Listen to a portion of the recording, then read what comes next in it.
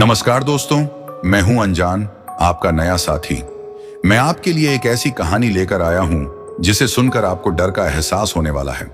दोस्तों, आज की ये कहानी एक गांव में रहने वाले चंदन की है, जिसे गांव वाले प्यार से चंदू कहकर बुलाते हैं, जो कि गांव में अपने माँ बाप के साथ ही रहते हैं और खेती बाड़ी का काम करते हैं। तो चलिए दोस्तों, ज्यादा समय बर्बाद ना करते हुए इस कहानी को हम चंदन उर्फ चंदू के नजरिए से ही सुनते हैं। लेकिन उससे पहले आप हमारे इस चैनल को सब्सक्राइब कर ले, जिससे आपके और हमारे संबंध मजबूत हो सके। नमस्कार साथियों, मेरा नाम चंदन हूं, लेकिन गांव वाले मुझे प्यार से चंदू बुलाते हैं। उम्र तो ज्यादा नहीं, कच्ची उम्र ही है, लेकिन गांव के खेत खलिहानों की धूप बारिश ने मुझे जल्दी ही बड़ा कर दिया है। हमारे गांव का नाम है सूरजपुर। सूरज की तरह ही गर्म दिलों वाले लोग रहते हैं यहाँ। मगर आज जो मैं आपको बताने जा रहा हूं, वो इस गांव के उजाले से बिल्कुल अलग है। हमारा घर गांव के ही किनारे पर है, एक छोटी सी कच्ची झोपड़ी, जिसमें मेरी माँ, पिताजी और मैं रहते हैं। पिताजी खेतों में मेहनत करते हैं और माँ घर का सारा काम संभालती हैं। मैं भी जब थोड़ा बड़ा हुआ तो खेतों में हाथ बटाने लगा। हालांकि पढ़ाई भी करता हूँ, गांव के ही छोटे से स्कूल में। हमारे घर के पीछे एक जंगल है, बहुत बड़ा नहीं, लेकिन रात को तो ऐसा लगता है जैसे कोई राक्षस ही पसरा हो।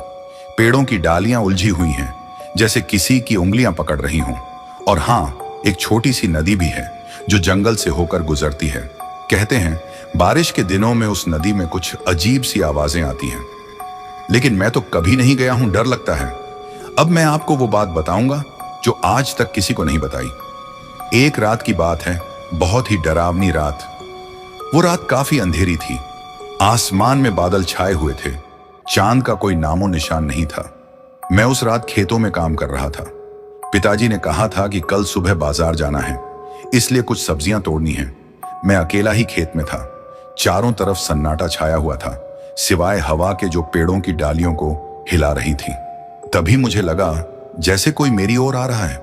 मैंने घूम कर देखा, लेकिन कुछ दिखा नहीं। शायद हवा की आवाज होगी, ऐसा सोचकर मैंने काम करना जारी रखा, लेकिन मेरा मन अशांत था। फिर से मुझे वही आवाज सुनाई दी, इस बार ज्यादा साफ। मैंने डर के मारे अपनी सांस रोक ली। धीरे धीरे वो आवाज मेरे पास आती जा रही थी। मैंने आंखें मूंद लीं और जोर से प्रार्थना करने लगा। कुछ देर बाद जब मैंने आंखें खोलीं तो मेरे सामने एक काला साया खड़ा था। मैं डर के मारे चीख पड़ा और भागने लगा। मैंने पीछे मुड़कर देखा, वो साया भी मेरे पीछे पीछे दौड़ रहा था। मैं जितनी तेज दौड़ सकता था उतनी तेज दौड़ा। मैं घर पहुंचा और दरवाजा जोर से खटखटाया। माँ ने दरवाजा खोला और मुझे अंदर खींच लिया। मैं रोते हुए माँ के गले लग गया। मैंने माँ को सारी बात बताई। माँ ने मुझे शांत किया और कहा कि ये सब मेरी कल्पना होगी, लेकिन मुझे पता था कि ये कोई कल्पना नहीं थी। उस रात के बाद से मैं रात को खेतों में जाने से डरता हूँ। मुझे लगता है कि वो काला साया अभी भी मेरे पीछे पीछे है। उस रात की घटना के बाद मैं रात को खेतों में जाने से डरने लगा था, लेकिन जिंदगी चलती रहती है। पेट की खातिर डर को पीछे छोड़कर फिर से खेतों में जाना पड़ता था। कुछ दिन तो सब कुछ ठीक रहा, लेकिन फिर से वो डर सताने लगा। एक रात जब मैं खेत में काम कर रहा था तो अचानक ही एक जोरदार आंधी आ गई। पेड़ उखड़ रहे थे, बिजली चमक रही थी और गड़गड़ाहट से पूरा आसमान दहल उठा था। मैं डर के मारे कांप रहा था। अचानक एक बिजली चमकी और मुझे कुछ ऐसा दिखा जो मेरी रूह तक कंपा दे। वो काला साया फिर से मेरे सामने था, लेकिन इस बार वो और भी भयानक लग रहा था। उसकी आंखें दो जलती हुई अंगारों की तरह थीं। मैं इतना डर गया था कि मेरे पैरों में ताकत ही नहीं रही। मैं वहीं जमीन पर गिर पड़ा। मुझे लगा जैसे वो साया मेरे ऊपर झुक रहा है। तभी एक जोरदार बिजली चमकी और सब कुछ अंधेरा हो गया। जब मेरी आंखें खुली तो मैं अपने घर में था। माँ मेरे माथे पर पंखा पकड़कर बैठी थी। मैंने माँ को देखा तो जैसे जान बच गई। माँ ने मुझे बताया कि आंधी के कारण बिजली चली गई थी और मैं बेहोश हो गया था। मैंने माँ से उस काले साए के बारे में बताया, लेकिन माँ ने फिर से कहा कि ये सब मेरी कल्पना है। लेकिन मुझे पता था कि ये सच है। वो काला साया असली है और वो मुझे किसी न किसी दिन अपना शिकार बनाएगा। दिन बीतते गए और मेरा डर बढ़ता गया। मैं अब रात को बिल्कुल भी अकेला नहीं रह सकता था। मैं हर वक्त किसी न किसी के साथ रहने लगा। गांव वाले मेरी हालत देखकर दया करते थे, लेकिन कोई यकीन नहीं करता था। वो कहते थे कि मैं ज्यादा फिल्में देखने की वजह से डर रहा हूं। एक रात गांव में एक बड़ा मेला लगा। मैं भी अपने माता पिता के साथ गया। मेले में बहुत भीड़ थी, लोग खूब मजे कर रहे थे, लेकिन मेरा मन मेले के शोर शराबे में भी नहीं लग रहा था। मुझे लग रहा था जैसे वो काला साया कहीं पास ही है। तभी मेरी नजर एक सांप वाले पर पड़ी। उसके पास एक बड़ा सा बाड़ा था जिसमें तरह तरह के सांप थे। मैं उस बाड़े को देखते ही डर गया। मुझे लगा जैसे वो काला साया उन्हीं सांपों में से एक है। मैं अपने माता पिता को छोड़कर बाड़े के पास गया। मैं उस बाड़े को ध्यान से देखने लगा। तभी मैंने देखा कि एक सांप बाड़े से बाहर निकलने की कोशिश कर रहा है। वो सांप काला था और उसकी आंखें, वो वही आंखें थीं जो मैंने उस रात देखी थी। मैं चिल्लाया और पीछे हट गया। लोगों की भीड़ सांप की ओर दौड़ी। सांप को पकड़ लिया गया, लेकिन मैं वहीं खड़ा रह गया। मेरा दिल जोर जोर से धड़क रहा था। मुझे यकीन हो गया था कि वो काला साया एक सांप है जो इंसान का रूप धारण कर लेता है। उस दिन के बाद से मेरा डर और भी बढ़ गया। मैं अब रात को बिल्कुल भी सो नहीं पाता था। मैं हर वक्त सांपों से डरता रहता था। मैं समझ नहीं पा रहा था कि अब क्या करूं। मेरे मन में एक ही सवाल घूम रहा था, वो सांप कौन था, वो कैसे इंसान का रूप धारण कर लेता था, और सबसे बड़ा सवाल, वो मुझसे क्या चाहता था। डर ने मुझे इतना कमजोर कर दिया था कि मैं इन सवालों के जवाब ढूंढने की हिम्मत नहीं जुटा पा रहा था। रातें अब मेरे लिए काल बन गई थी। मैं सो नहीं पाता था, खा नहीं पाता था। दिन में भी मुझे सांप का ख्याल सताता रहता था। गांव के लोग मेरी हालत देखकर परेशान हो गए थे। कुछ लोग तो ये भी कहने लगे थे कि मुझे भूत पिशाच दिखाई देते हैं। एक दिन गांव के ही एक बुजुर्ग बाबा ने मुझे बुलाया। वो गांव के सबसे बुद्धिमान व्यक्ति माने जाते थे। मैंने हिम्मत करके उन्हें अपनी पूरी कहानी बता दी। बाबा ने मेरी बातें ध्यान से सुनी। फिर उन्होंने मुझसे कहा, चंदू, डर सबसे बड़ा दुश्मन होता है। अगर तुम डर को हराना चाहते हो तो तुम्हें उससे लड़ना होगा। बाबा ने मुझे एक ताबीज दिया और कहा, इस ताबीज को हमेशा अपने पास रखना।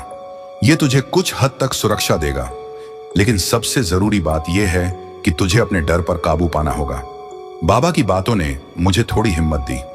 मैंने ताबीज को अपने गले में बांध लिया, लेकिन मेरा डर अभी भी कायम था। मैं अब भी रातों को डर के साए में जी रहा था।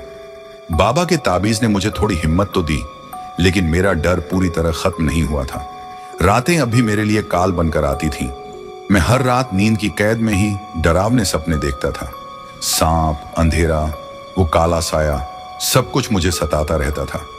एक रात कुछ अलग ही हुआ। नींद में मुझे लगा जैसे कोई मेरा हाथ पकड़ रहा है।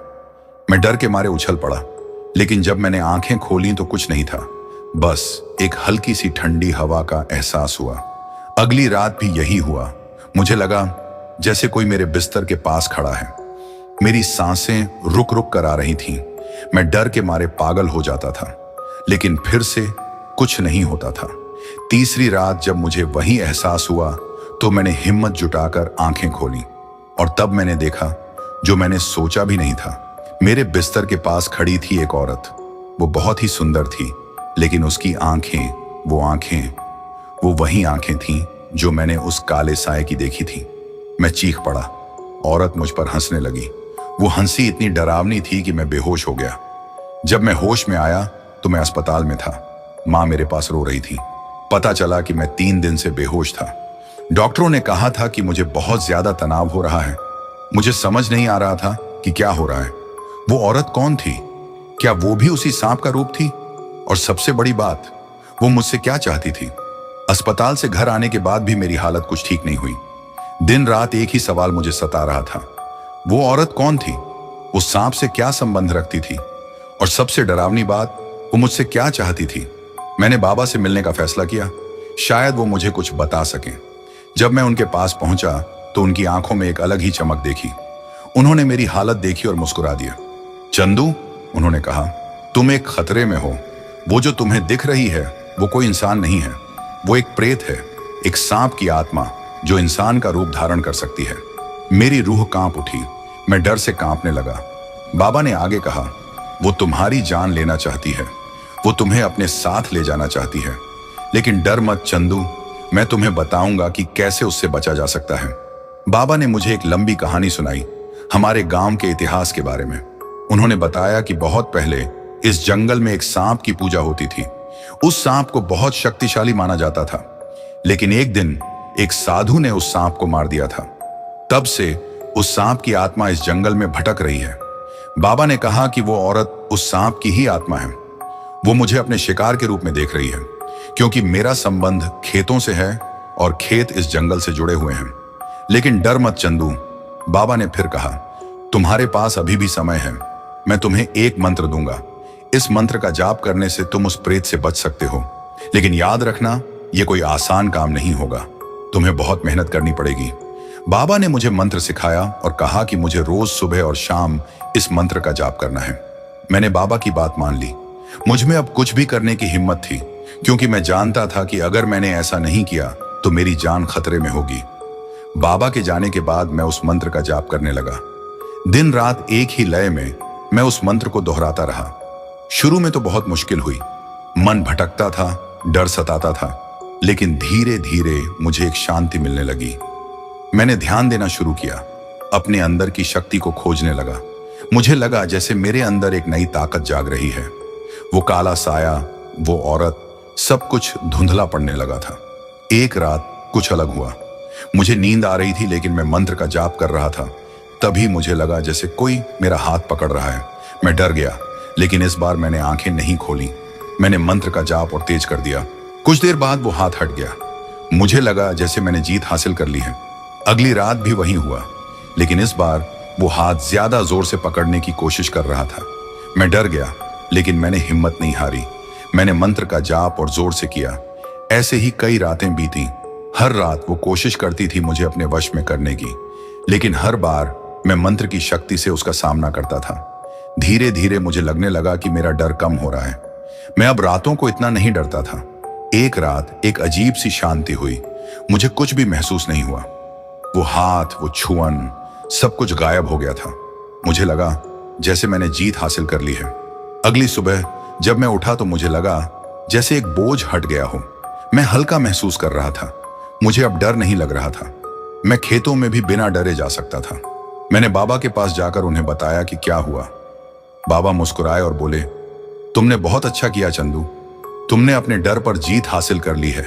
अब तुम सुरक्षित हो। उस दिन के बाद से मेरा जीवन बदल गया। मैं अब पहले जैसा नहीं रहा। मैं डर को मात दे चुका था और ये जीत मेरे लिए सबसे बड़ी ताकत बन गई। वो रातें, वो डर, वो साया, वो औरत, सब कुछ बीत गया। अब मैं एक नए चंदू के रूप में जी रहा हूं। एक चंदू जो डर को हरा चुका है। अब रातें मेरे लिए डरावनी नहीं, बल्कि शांत और सुकून भरी होती हैं। खेतों में काम करना अब पहले से कहीं ज्यादा अच्छा लगता है। मैंने सीखा है कि डर इंसान को कमजोर बनाता है, लेकिन हिम्मत और दृढ़ इच्छा शक्ति किसी भी राक्षस को हरा सकती है। अब मैं अपने गांव के बच्चों को भी यही सिखाता हूं। उन्हें बताता हूं कि डरना नहीं चाहिए, बल्कि उसका सामना करना चाहिए। मेरी कहानी शायद डरावनी लगती हो, लेकिन इसका अंत खुशी से हुआ और यही बात सबसे ज्यादा मायने रखती है। तो दोस्तों, आज की ये कहानी आपको कैसी लगी? कमेंट करके हमें जरूर बताएं। साथ ही ये भी बताएं कि आप हमारी कहानी को कहां से सुन रहे हैं, और साथ ही अपना नाम भी बताएं, ताकि मुझे पता चल सके कि हमारी कहानी को कौन कौन सुनता है।